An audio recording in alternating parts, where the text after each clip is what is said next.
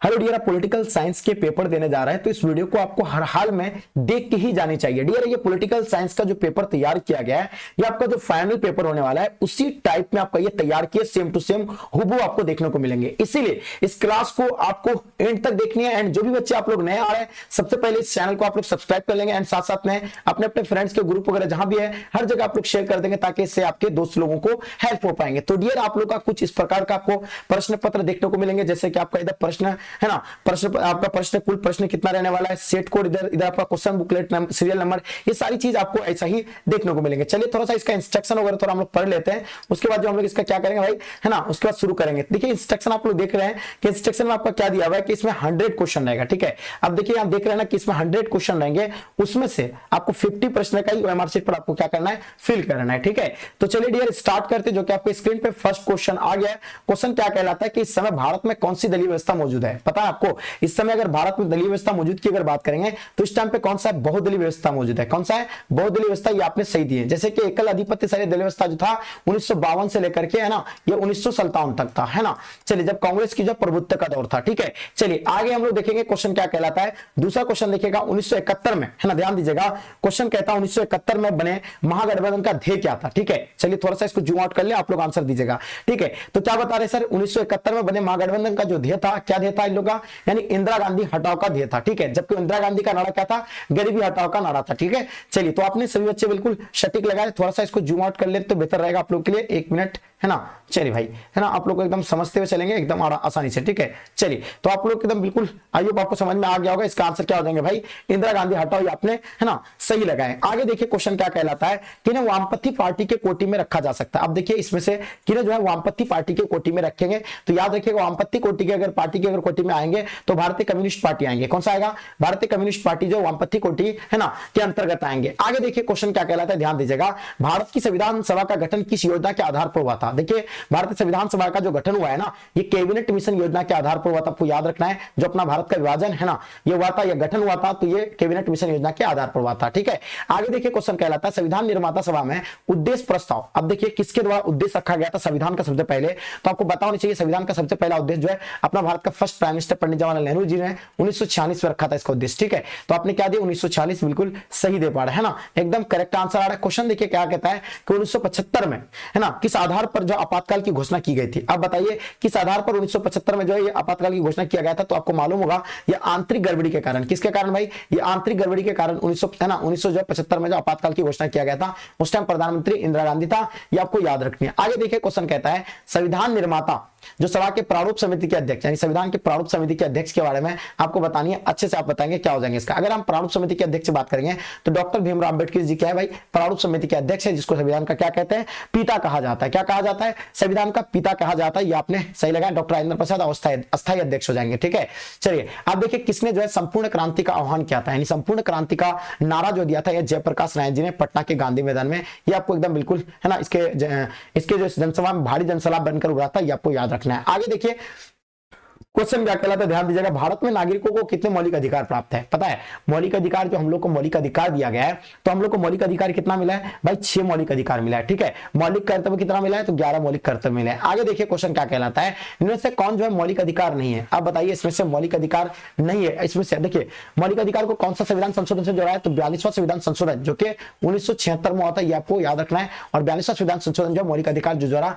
है ना, इसमें से आपको क्या बताना है कि इनमें से कौन मौलिक अधिकार नहीं है। जैसे कि समानता का अधिकार मौलिक अधिकार के अंतर्गत आता है। शोषण के विरुद्ध आपका कोई शोषण कर रहा है उसके विरुद्ध आप आवाज उठा सकते हैं, ये भी आता है। उसके बाद हम लोग जान लेंगे धार्मिक स्वतंत्रता की आजादी। ठीक है, लेकिन ये संपत्ति का अधिकार नहीं देता, इसलिए इसका आंसर क्या हो जाएगा भाई, संपत्ति का अधिकार आपने सही दिए हैं। कानून का समान संरक्षण वाक्य कहां से लिया गया है? ठीक है, तो आपको बता रहे हैं कि कानून का जो समान संरक्षण जो सब जो लिया गया है, ये इसके बारे में आप बताइए क्या कहते हैं ना। तो ये अमेरिका से लिया गया है। ये आपने क्या दिया भाई, अमेरिका आपने बहुत अच्छे से लगा रहे है ना। काफी बच्चे का क्या आ रहा है, अमेरिका आ रहा है। ठीक है, तो इसका आंसर क्या हो जाएगा भाई, अमेरिका आपने आंसर है ना सटीक दिए। ठीक है, तो नोट कर लिया आप लोग, अमेरिका लगाया, बिल्कुल सही है। आगे देखिए क्वेश्चन क्या कहलाता है, वयस्क मताधिकार से तात्पर्य क्या है। तो देखिए हम लोग जानते हैं ना वयस्क मताधिकार का मतलब मतलब ये होगा कि 18 वर्ष के वयस्क का मताधिकार, यानी आप 18 वर्ष के होने के बाद जो अपना मत का प्रयोग कर सकते हैं, है ना। तो इसका आंसर आपका बिल्कुल सही है। आगे देखिए क्वेश्चन कहलाता है प्रतिनिधि लोकतंत्र का आधार है। देखिएगा प्रतिनिधि लोकतंत्र का आधार की अगर बात करेंगे, है ना, ये आपको दो जगह अलग अलग टाइप में आंसर दिखने को मिलता है ना, कहीं लोकसभा कहीं आपका वयस्क मताधिकार, तो आपका लोकसभा जाएंगे। आगे देखिए क्वेश्चन कहलाता है प्रतिनिधि सरकार की जो प्रमुख विशेषता होता है क्या, यानी संघात्मक शासन का, ठीक है। तो याद रखिएगा प्रतिनिधि जो है ना लोक, है ना, सरकार के जो प्रमुख विशेषता क्या होगा, ये इनके बारे में आपको बताना। आई थिंक मेरे हिसाब से संघात्मक है ना सरकार होना चाहिए, लोकतांत्रिक सरकार होनी चाहिए। आगे देखिए क्वेश्चन कहलाता है मुख्य चुनाव आयुक्त तथा अन्य चुनाव आयुक्त की जो नियुक्ति किसके द्वारा की जाती है ना, आपको एकदम अच्छे अंदाज में बताना है। मुख्य चुनाव आयुक्त तथा अन्य चुनाव आयुक्त की अगर जो है नियुक्ति कौन करता है, तो याद रखिएगा वो जो नियुक्ति करते हैं ना, कौन करते हैं भाई, तो याद रखिए राष्ट्रपति के द्वारा की जाती है। किसके द्वारा, राष्ट्रपति, आपने सही दिया। आगे देखिए मुख्य चुनाव आयुक्त तथा, है ना, मुख्य चुनाव आयुक्त का कार्यकाल कितना होता है, आपको पता है मुख्य चुनाव आयुक्त का जो कार्यकाल होते हैं वो कितना होता है, ठीक है। तो याद रखिएगा मुख्य चुनाव आयुक्त का अगर कार्यकाल की अगर बात करेंगे तो याद रखिएगा 6 वर्ष, है ना, 65 वर्ष की आयु तक भी जो है ना कम से कम, ये बिल्कुल याद रखिएगा, ये आपको याद रखना। इसका आंसर क्या हो जाएंगे 6 वर्ष से, है ना, या 65 वर्ष की आयु तक जो अपना नहीं वो क्या कर सकता है, सेवा दे सकता है, ठीक है।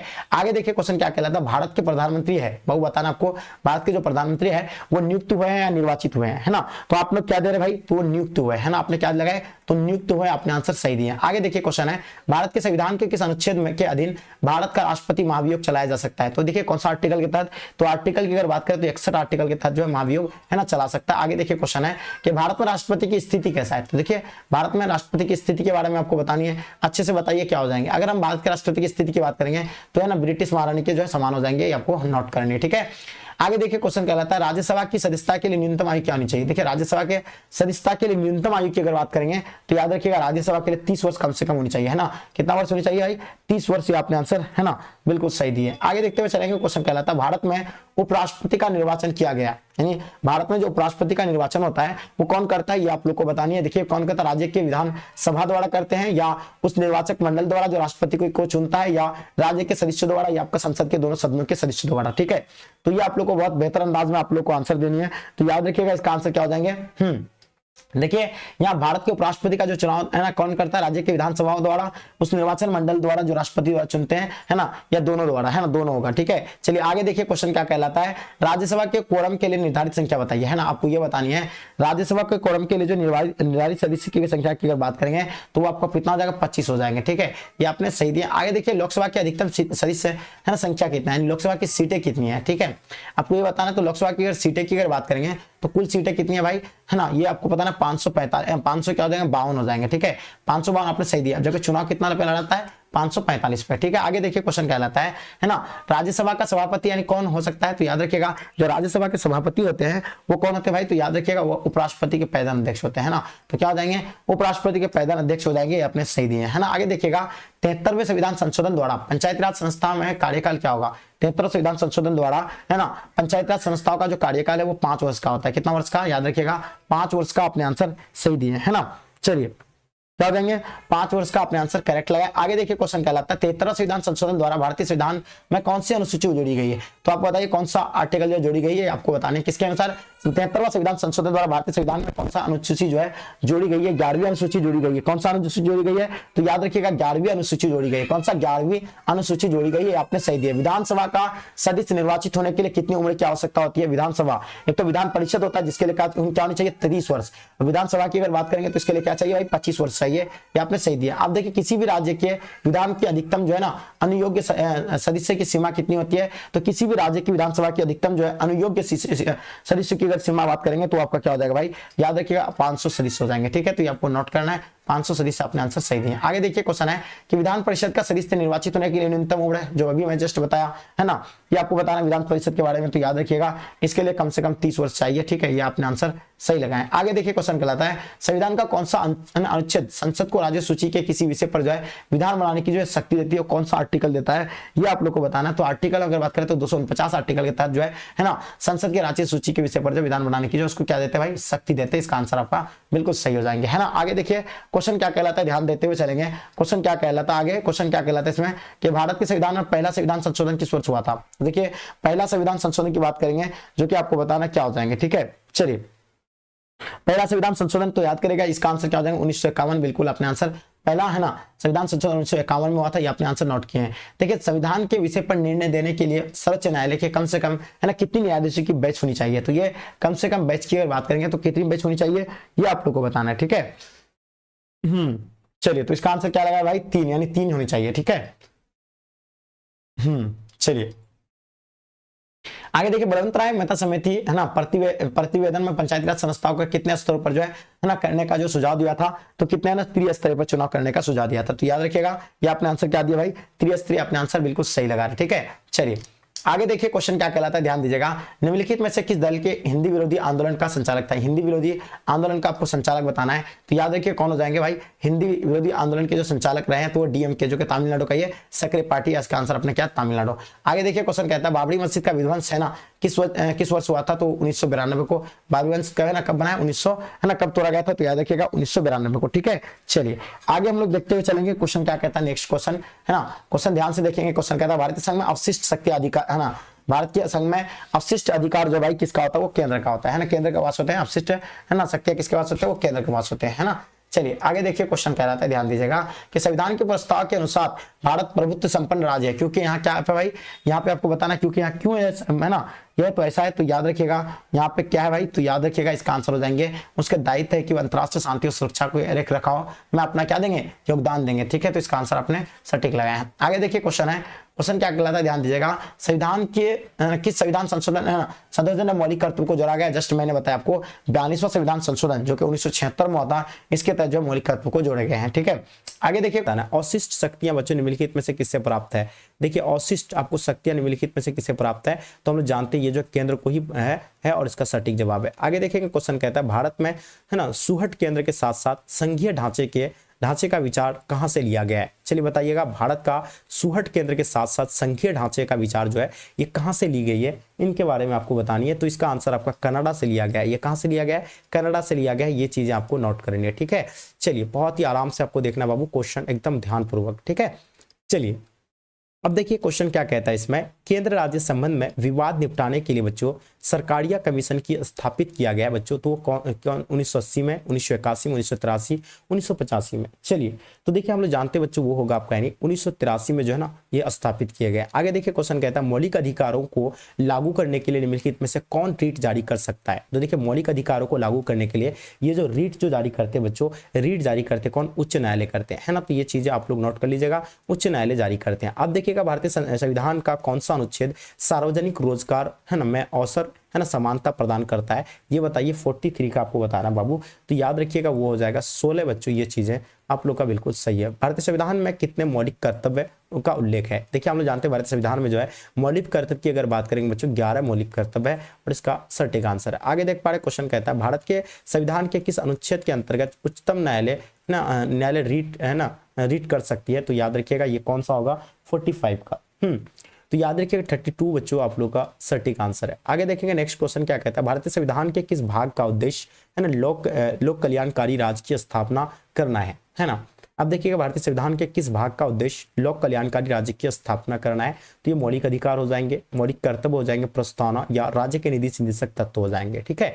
तो अगर इसकी बात करेंगे तो इसका क्या हो जाएगा 46 का बाबू, तो ध्यान रखिएगा ये हो जाएगा राज्य के निधि तत्व तक, और ये इसका बिल्कुल सटीक आंसर है। क्वेश्चन देखिएगा 19वें है ना 19वें अनुच्छेद में नागरिकों को कितने बच्चों स्वतंत्रताएं वर्णित है। तो याद रखिएगा 47 का 19वें अनुच्छेद में नागरिकों को बच्चों कितने स्वतंत्रताएं वर्णित है, इनके बारे में आप लोग को बताना है, ठीक है।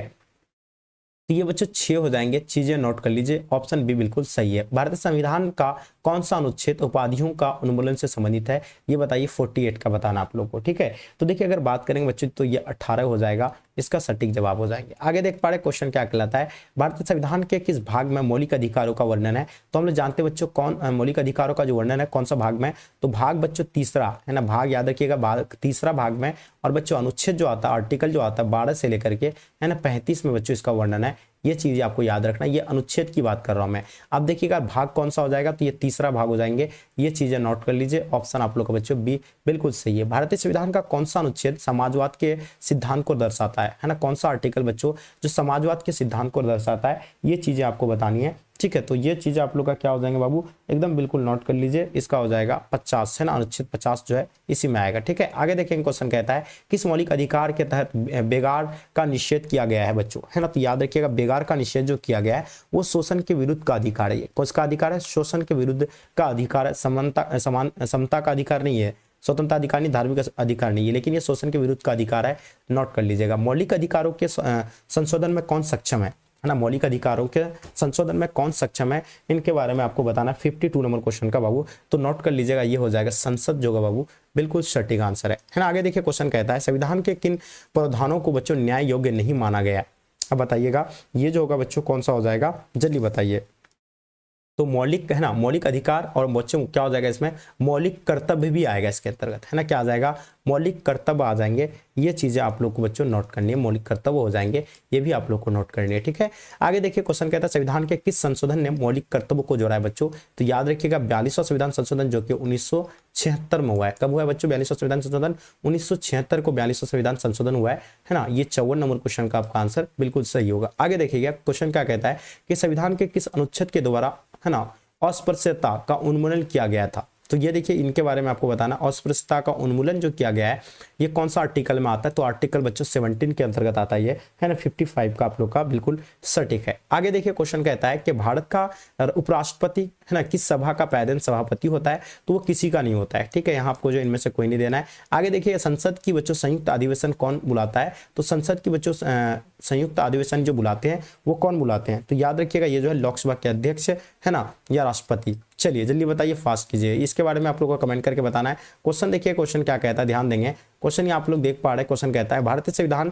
में संशोधन के लिए विधेयक कहाँ लाया जा सकता है। इसका आंसर मैंने क्या बताया आपको, ये हो जाएगा आपको ऑप्शन सी हो जाएंगे, चीजें नोट कर लीजिए। ठीक है, 58 का क्या हो जाएगा बच्चों, देखिएगा भारतीय संविधान में संशोधन के लिए विधेयक कहाँ लाया जा सकता है। तो याद रखिएगा केवल लोकसभा में, है ना।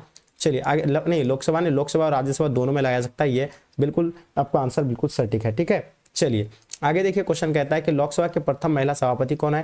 तो याद रखिए लोकसभा के प्रथम जो महिला सभापति होगा मीरा कुमार हो जाएंगे। चीजें आप लोग को बच्चों नोट करनी है। आगे देखिए क्वेश्चन कहता है भारत में किसी विधेयक को धन विधेयक कौन जो है प्रमाणित करता है। तो याद रखिएगा भारत के किसी विधेयक को धन विधेयक जो कौन प्रमाणित करता है, चीजें आप लोग को बताना इसके बारे में। 60 नंबर क्वेश्चन का, तो याद रखिए लोकसभा के अध्यक्ष हो जाएंगे, इनका आंसर बिल्कुल सटीक है। लोकसभा में बच्चों संशासित प्रदेशों को कितने स्थान दिए गए हैं। तो लोकसभा में बच्चों संशासित प्रदेशों के बारे में आपको बतानी है। तो ये जो कितने स्थान दिए गए इनके बारे में आपको बताना है। ठीक है, तो याद होगा आप लोग को 20 जो बच्चों बिल्कुल सटीक है। आगे देखिए क्वेश्चन कहता है किस प्रधानमंत्री के शासनकाल में है ना दल बदल विरोधी अधिनियम पास किया गया था। याद रखिएगा किस प्रधानमंत्री के शासनकाल में दल बदल विरोधी अधिनियम है ना पारित किया गया था, ये चीजें आपको बताइए। चलिए तो इसका आंसर आपका राजीव गांधी हो जाएंगे, ये चीजें नोट कर लीजिए। ठीक है, आगे देखिए क्वेश्चन कहता है राज्यसभा के सदस्यों का कार्यकाल कितनी होती है। हम लोग जानते हैं राज्यसभा का जो है ना कार्यकाल जो होता है बच्चों वो 6 वर्ष का होता है। और पता है इसके लिए बच्चों न्यूनतम आयु कितनी होनी चाहिए, 30 वर्ष होनी चाहिए। ठीक है, चलिए राष्ट्रपति संसद के किन सदन का सदस्य होते हैं बच्चों, जल्दी बताइए। ठीक है, आपसे क्या पूछा गया सवाल, ध्यान दीजिएगा। राष्ट्रपति संसद के किस सदन का सदस्य होता है ये आपको बताना है, 64 का। तो याद रखिएगा ये जो होगा बच्चों लोकसभा भी हो जाएंगे राज्यसभा दोनों हो जाएंगे। ठीक है, क्या हो जाएगा बाबू, ये दोनों हो जाएंगे, चीजें नोट कर लीजिए। वर्तमान में लोकसभा के सदस्यों की संख्या कितनी है। तो वर्तमान में 543 है। आपको पता है 550 इसमें होता है, लेकिन ये लोकसभा की बच्चों है ना वर्तमान की अगर बात की जाए तो 543 है। आगे देखेंगे लोकसभा का विघटन कौन कर सकता है। देखिए लोकसभा को भंग जो कर सकता है वो किसके हाथ में होता है, लोकसभा को भंग करने का अधिकार। तो ये राष्ट्रपति इसको बच्चों क्या कर सकते हैं, भंग कर सकते हैं। आगे देखिए 18वीं लोकसभा जो 2024 में बच्चों कांग्रेस पार्टी को कितनी सीटें मिली थी। तो याद रखिएगा 99 सीटें मिली थी, जबकि बीजेपी को बच्चों 243 सीटें मिली थी आई थिंक, है ना। चलिए आगे देखिए क्वेश्चन कहता है कि निम्नलिखित में से भारत के किस राज्य में है ना कोई द्विदिनात्मक व्यवस्थापिका नहीं है। तो हम लोग जानते हैं द्विदिनात्मक व्यवस्थापिका भारत में कितने राज्यों को पास है बच्चों, तो 6 राज्य है। द्विदिनात्मक व्यवस्थापिका का मतलब समझ रहे हैं, जहां 2 सदन होता है, जहां आपको बच्चों विधान परिषद और बच्चों विधानसभा जहां होता है उसको बच्चों क्या कहते हैं, द्विदिनात्मक विधायिका कहते हैं। अब देखिएगा इसमें बच्चों 6 राज्य कौन कौन सा है। तो बच्चों अपना बिहार है, कर्नाटक आता है, उत्तर प्रदेश आता है ना, महाराष्ट्र आता है, राजस्थान आएंगे। तो ये 6 आता है बच्चों, ये झारखंड इसके अंतर्गत नहीं आता। इसका जवाब आप लोग का सही हो जाएगा ऑप्शन डी। विधानसभा का सदस्य होने के लिए न्यूनतम आयु कितनी होनी चाहिए, कम से कम 25 वर्ष होनी चाहिए। और इसका कार्यकाल जो होता है बच्चों 5 वर्ष का होता है। कितना वर्ष का होता है बाबू, याद रखिएगा 5 वर्ष का होता है। आगे देखेंगे केंद्रीय मंत्रिपरिषद किसके प्रति बच्चों सामूहिक रूप से उत्तरदायी होता है। ये चीजें आपको बतानी है और हम लोग जानते बच्चों वो जो है ना क्या हो जाएंगे, तो याद फटाफट आप लोग बताइए, तो इसका जवाब आप लोग का राष्ट्रपति हो जाएंगे। आगे देखिए क्वेश्चन कहता है किस सदन में अध्यापकों और स्नातकों के लिए बच्चों सीटें आरक्षित की गई है, तो लोकसभा या आपका क्या हो जाएगा, इसके बारे में कमेंट करके बताइए। ये क्वेश्चन हम लोग स्किप करते हैं ना। क्वेश्चन देखिए किस राज्य की विधानसभा में अधिक से अधिक बच्चों कितने स्थान मिल हो सकते हैं, तो 500 हो सकते हैं अधिक से अधिक। अब देखिएगा सर्वोच्च न्यायालय की न्यायाधीशों की बच्चों आवश्यक आयु जो है कितनी होती है ना। अब देखिएगा बच्चों सर्वोच्च न्यायालय के न्यायाधीशों की जो है ना अवकाश आयु कितनी हो सकती है, तो 65 तक है ना। चलिए आगे देखिए बच्चों क्वेश्चन कहता है भारत के उच्च न्यायालय की न्यायाधीश की नियुक्ति कौन करता है ना। अब याद रखिएगा भारत के उच्च न्यायालय की जो न्यायाधीशों की जो नियुक्ति करता है वो कौन करते हैं, तो हम लोग जानते हैं कि वो जो राष्ट्रपति ही करते हैं। आगे देखिए भारत में कुल कितने जो है उच्च न्यायालय है, तो 25 उच्च न्यायालय भारत में, ये आप लोग को नोट करनी है, ठीक है। आगे देखिए क्वेश्चन क्या कहता है पटना उच्च न्यायालय की स्थापना कब हुआ था बाबू, ये चीजें आपको बताना है, काफी इंपॉर्टेंट है, जल्दी से बताइएगा। कितनी जो है उच्च न्यायालय है, तो हम लोग जानते हैं 16 उच्च न्यायालय है। कितना बच्चों, मतलब सॉरी पटना 25 उच्च न्यायालय, लेकिन यहाँ आपको क्या पटना उच्च न्यायालय की स्थापना 1916 को हुआ है, ठीक है। आगे देखिएगा प्लेटो ने बच्चों किस पुस्तक में न्याय संबंधित अवधारणा को दिया था बच्चों, है ना, तो वो दिया था रिपब्लिक में, लेकिन यहाँ आपका रिपब्लिक दिया हुआ नहीं है, तो इसको हम लोग गणतंत्र है ना, गणतंत्र का भी उल्लेख मिला है, गणतंत्र में भी।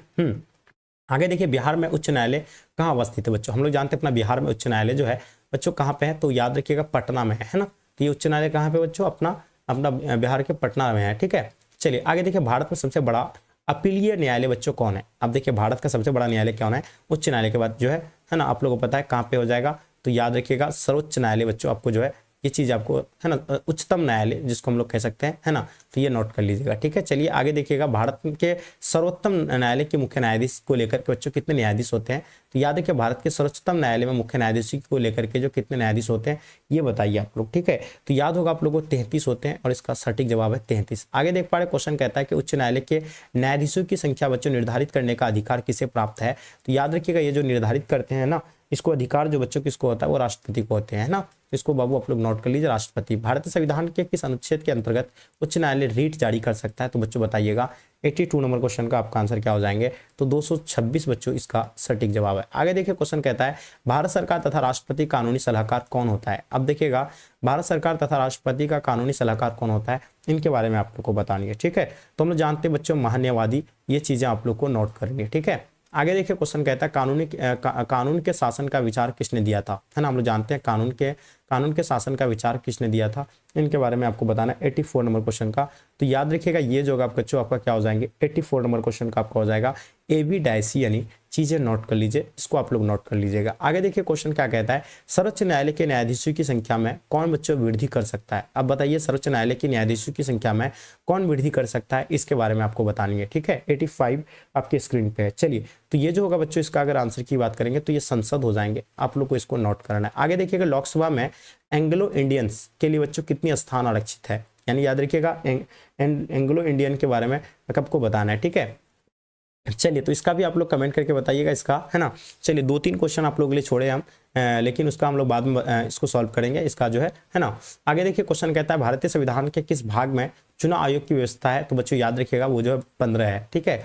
आगे देखेंगे भारत में चुनाव आयोग की कितने सदस्य होते हैं बच्चों, हम लोग जानते हैं चुनाव आयोग का स्थापना 1950 को हुआ है, 25 जनवरी, है ना, 1950 को हुआ, और जो कि 25 जनवरी को हम लोग मतदाता दिवस के रूप में मनाते हैं, मतदाता, है ना, तो मतदाता दिवस के रूप में मनाते हैं 25 जनवरी को, और इसमें 3 जो बच्चों क्या होते हैं सदस्य होते हैं। आगे देखिए भारत के मुख्य चुनाव आयुक्त तथा आयुक्त को हटाने की शक्ति बच्चों किसे प्राप्त है, आप बताइएगा। इसको हटाने का शक्ति जो है ना किसको प्राप्त होता है, याद रखिएगा राष्ट्रपति के पास होता है, प्रधानमंत्री के पास होता है, ये किसके पास होते हैं, है ना, तो हम लोग जानते हैं बच्चों ये जो है राष्ट्रपति के पास होते हैं, इसको आप लोग नोट कर लीजिएगा, ठीक है। चलिए बहुत बढ़िया बाबू। आगे देखिए क्वेश्चन क्या कहता है इसमें कि भारत में राजनीतिक दलों को चुनाव चिन्ह कौन प्रदान करता है।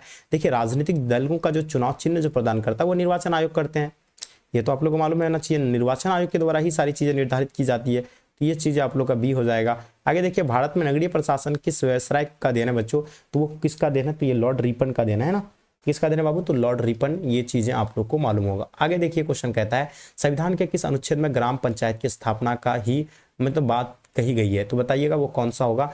तो ये याद रखिएगा ये जो बच्चों आर्टिकल होगा आपका कौन सा हो जाएंगे, तो एकदम बिल्कुल आपको नोट करना 40, ठीक है। चलिए आगे देखिए क्वेश्चन कहता है पंचायती राज दिवस कब मनाया जाता है, हम लोग जानते हैं पंचायती राज दिवस के बारे में आपसे पूछी गई है, तो याद रखिएगा 24 अप्रैल को पंचायती राज दिवस मनाया जाता है, 15 अगस्त को स्वतंत्र दिवस के रूप में हम लोग मनाते हैं, ठीक है। 26 जनवरी को गणतंत्र दिवस के रूप में मनाते हैं हम लोग, ठीक है। उसके बाद आपका 14 नंबर को हम लोग बाल दिवस के रूप में मनाते हैं ना, दिवस के रूप में मनाते हैं। ये सारी दिवस का आपको याद रखना है। आगे देखिए क्वेश्चन कहता है किस संवैधानिक संशोधन से स्थानीय स्वशासन को मजबूत है ना आधार मिला है, ये आप लोग को बताइएगा। चलिए तो हम लोग जानते हैं बच्चों, वो 73वां और 74वां जो कि 1993 को बच्चों ये संविधान संशोधन किया गया था, ये भी आपको पता होना चाहिए। अब देखिए भारतीय और पाकिस्तान के बीच ताशकंद समझौता कब हुआ था, बहुत ही आसान क्वेश्चन है। सब जानते हैं कि 1966 में भारत और पाकिस्तान के बीच ताशकंद समझौता हुआ था। उस टाइम भारत के जो है प्रधानमंत्री कौन थे बच्चों, अयूब खान थे, और अपना भारत के बच्चों है ना जुल्फ़िकार अयूब खान थे, और पता है आप लोग को, और उस टाइम जो बच्चों कौन थे अपना भारत में, लाल बहादुर शास्त्री जी थे, ठीक है।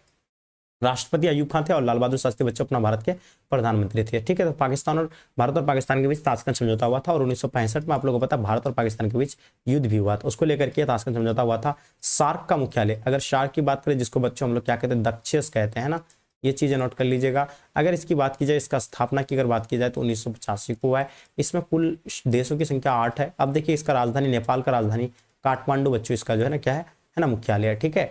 चलिए आगे देखिए क्वेश्चन कहता है कि गुटनिरपेक्ष आंदोलन की स्थापना कब हुआ, बहुत ही बढ़िया है। हम लोग जानते हैं 1961 को बच्चों गुटनिरपेक्ष आंदोलन की स्थापना हुआ है। गुटनिरपेक्ष का मतलब यानी किसी भी गुटों में शामिल नहीं होना होता है, ठीक है। जैसे कि आपको पता है 1945 के बाद पूरा वर्ल्ड यानी पूरा दुनिया बच्चों दो ध्रुवीयता में बढ़ गया था। एक था यूएसए था और एक यूएसएसआर, ये दो गुटों में था। कोई यूएसए को सपोर्ट कर रहा था, कोई यूएसएसआर को सपोर्ट कर रहे थे, लेकिन जो गुटनिरपेक्षता की नहीं अपनाए थे वो किसी को सपोर्ट नहीं कर रहे थे। तो इसका स्थापना 1961 में किया गया था बेलग्रेड में। उल्फा एक किस देश का आतंकवादी संगठन बच्चों, हम लोग जानते हैं उल्फा के बारे में, ये अपना भारत का है ना, अपना भारत का एक आतंकवादी संगठन है। श्रीलंका बच्चों किसका है, तो ये लिट्टी है श्रीलंका का, है ना, लिट्टी हो जाएगा, ये आपको याद रखिएगा। और उल्फा अपना भारत का है, ठीक है। तो इसको आप लोग बाबू नोट कर लेंगे, ठीक है।